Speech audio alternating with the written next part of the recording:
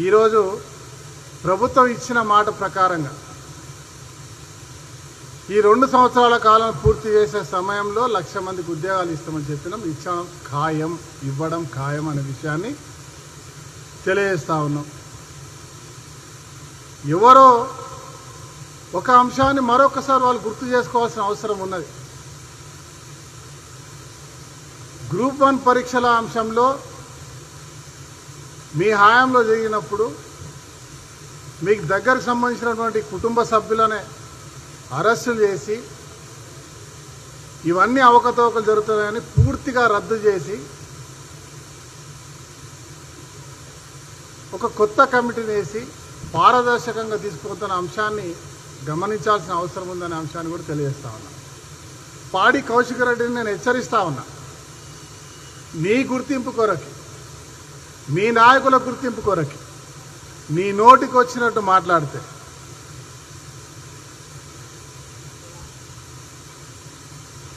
ఇంకో మాట మాట్లాడితే నీ మాట భాష కంటే ఎక్కువ చేతుల్లో చూపించాల్సి వస్తుందని చెప్పి హెచ్చరిస్తా ఉన్నా.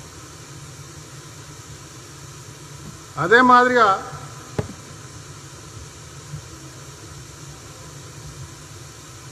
విద్యార్థులందరినీ కూడా కోరుతా ఉన్నా నేను, దయచేసి ఎవరో కొంతమంది చిన్న చిన్న సమస్యలు చూపించి కోర్టుకు వెళ్ళిన మాట విషయం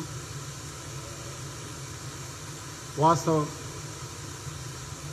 దాన్ని దృష్టిలో పెట్టుకొని బీఆర్ఎస్ పార్టీ వాళ్ళు లేనిపోని వదంతులు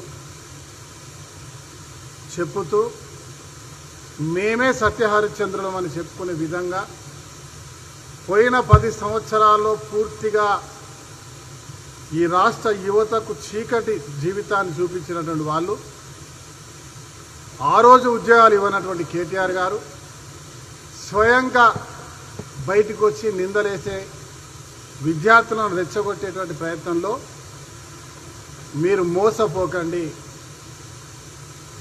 రేవంత్ రెడ్డి గారి ప్రభుత్వం, రేవంత్ రెడ్డి గారి ఆలోచన మీ బంగారు భవిష్యత్తుకు బాటలు వేయడమే. మీకు ఉద్యోగాలు ఇప్పించే బాధ్యత, కోర్టు చెప్పినటువంటి సవరణలు ఉంటే తప్పకుండా Telangana government public service commission సభ్యులు దానిపై నిర్ణయం తీసుకుంటారు. సంయమనం పాటించండి. ఈ ప్రభుత్వం మీది. ఈ ప్రభుత్వానికి పూర్తి చిత్తశుద్ధి ఉంది. ఈ రాష్ట్రంలో చదువుకున్న యువకుల మీద అత్యంత గౌరవంగా వారి భవిష్యత్తు గురించి ఆలోచిస్తూ ఉంది. అనేకమైన సంస్కరణలు తీసుకుంటూ ముందుకు వస్తూ ఉందనే అంశాన్ని మీడియా మిత్రుల ద్వారా తెలియజేస్తూ ఉన్నా. ఒక్కసారి నెమరేసుకోవాల్సిన అవసరం ఉన్నది. తెలంగాణ ఉద్యమంలో రెచ్చగొట్టి ప్రాణాలు అర్పించిన యువతకి అండగా నిలబడినటువంటి ప్రభుత్వం ఏదైనా ఉందంటే పోయిన ప్రభుత్వం. బంగారు కుటుంబాలు చేస్తాయని చెప్పి చీకటి కుటుంబాలు చేసిన చరిత్ర పోయిన ప్రభుత్వానిది. ఆ రోజు ఉద్యోగాలు రాక ఆత్మహత్య చేసుకొని వయసు అయిపోయిందని ఆత్మహత్యలు చేసుకునే వారిని కనీసం పరామర్శించడానికి కూడా రానటువంటి ఒక చరిత్ర ఈరోజు ముందుకొచ్చి ముసలి కన్నీరు కాస్తున్న నాయకులదనే అంశాన్ని మీరు గుర్తించాల్సిన అవసరం ఉందనే అంశాన్ని చెప్తా ఉన్నా. మరీ మరొకసారి చెప్తా ఉన్నా, హైకోర్టు చాలా స్పష్టంగా ప్రభుత్వాన్ని కానీ కాంగ్రెస్ పార్టీని కానీ ఇంకెవరు నిందించలేదు. దాంట్లో ఉన్న సవరణలు చెప్పడం జరిగింది. దాన్ని గౌరవిస్తూ మళ్ళీ ప్రభుత్వం నిర్ణయం తీసుకుంటుందనే అంశాన్ని తెలియజేస్తా ఉన్నాం. ఆ రోజు నాకు ఇంకా గుర్తుంది, 10th ఇంటర్ డిగ్రీ పరీక్షలు కూడా సరిగా నిర్వహించినటువంటి ఒక వ్యవస్థ ఆ రోజు ఉండింది. ఈరోజు అన్ని సవ్యంగా జరుగుతూ ఉంటే ఒక దుర్మార్గమైనటువంటి ఒక కుట్రపూరితమైన ఆలోచనలు కేటీఆర్ గారు చేస్తున్న అంశాన్ని మనం గుర్తించాల్సిన అవసరం ఉన్నది.